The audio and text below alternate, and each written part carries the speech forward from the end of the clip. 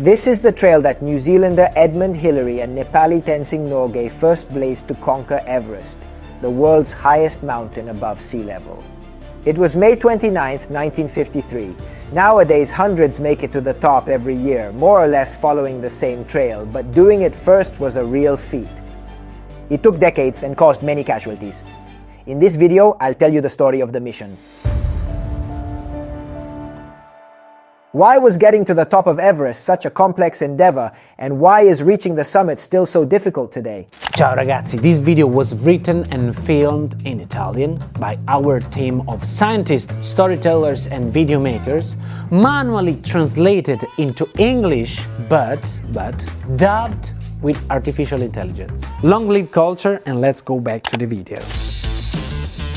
At 8,848.86 meters, Everest is the highest mountain in the world above sea level and rises up in the Himalayas, a mountain chain that stretches across South Asia.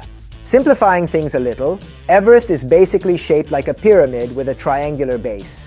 The north face and the east face are in China's Tibet region, while the southwest face falls within Nepal's territory.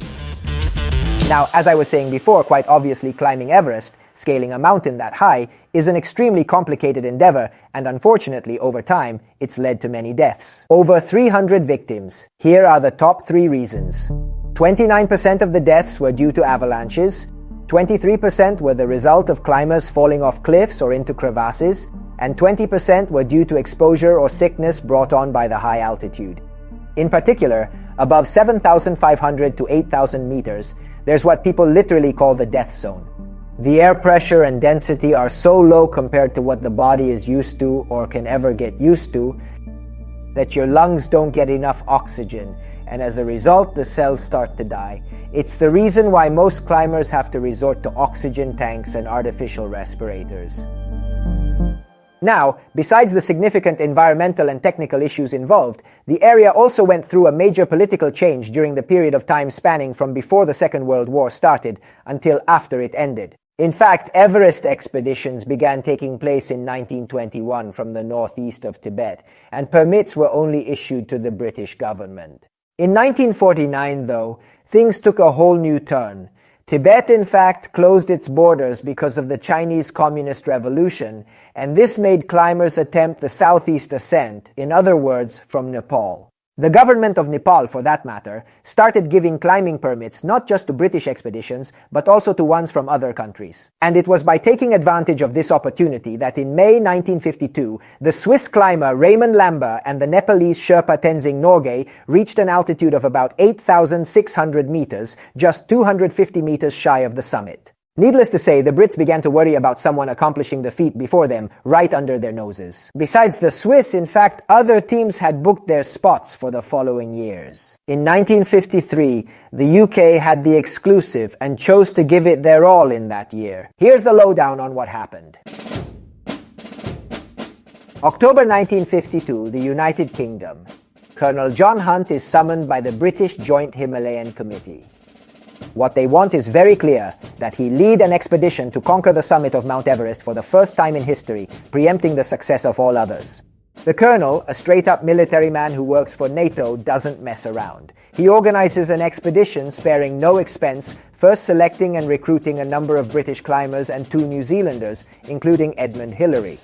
Hillary, who was born in 1919, is at the height of his strength, having trained first in the New Zealand Alps before moving on to the European ones. Plus, this is his 4th trip to the Himalayas in just over 2 years. Before heading off, Hunt and his team train and make preparations during the winter season in England and Wales, using decompression chambers as well as performing acutal climbs and testing out all their gear and the equipment they'll be using for the ascent. So for instance, oxygen tanks and ventilators, brand new nylon ropes, vacuum-packed food. And now the team's ready to set off. They land in Nepal in the latter half of February 1953, and Colonel Hunt deals with the final organizational aspects of the expedition. He hires hundreds of Nepalese porters to carry their gear and supplies to the slopes of Everest, and engages the services of about 20 Sherpa guides, the most knowledgeable experts and greatest climbers in the Himalayas. Their leader is Tenzing Norgay, who has already attempted the ascent 6 times and is the man who, a year earlier, got closer to the top of the mountain than anyone else ever had before, alongside the Swiss climber Raymond Lambert.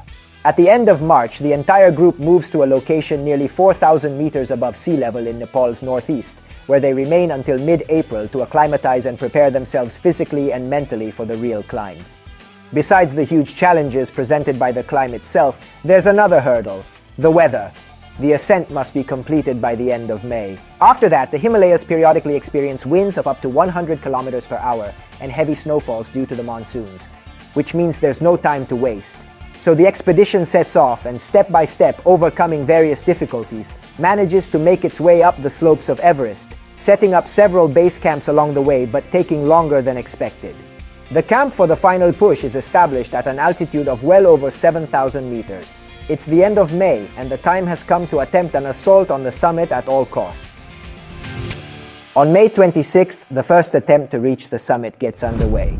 The two selected climbers are the Brits Tom Bourdillon and Charles Evans. They head out at dawn, and by 1 in the afternoon, they have managed to come within 100 meters of the summit. It really looks like they're going to make it, but they run out of supplemental oxygen and need to make a quick call. Try to carry on, but risk their lives, or turn back to save themselves. They turn back. Tom Bourdillon will regret it for the rest of his life. 3 days later, on May 29th, 1953, it's time for the second try, and the men chosen for the task are New Zealander Edmund Hillary and Nepali Tenzing Norgay. They set off at 6:30 in the morning from a spot a bit higher up than where Bourdillon and Evans started from. They make it through the snow, the ice, and the wind, and finally, at 11:30, the exhausted pair reach the top of the world, conquering the summit for the first time in human history. They stay there for 15 minutes, then head back down, meeting back up with the team and sharing the news of their triumph. They accomplished a feat previously considered impossible.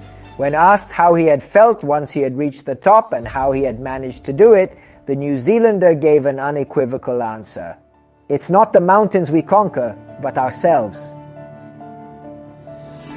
Guys, I hope I managed to give you a good overview of this crazy story and that you liked it. What other amazing feats would you like to hear about? I look forward to seeing your ideas in the comments. Thanks so much for watching. I'll see you for the next video right here on Geopop Everyday Science. Ciao!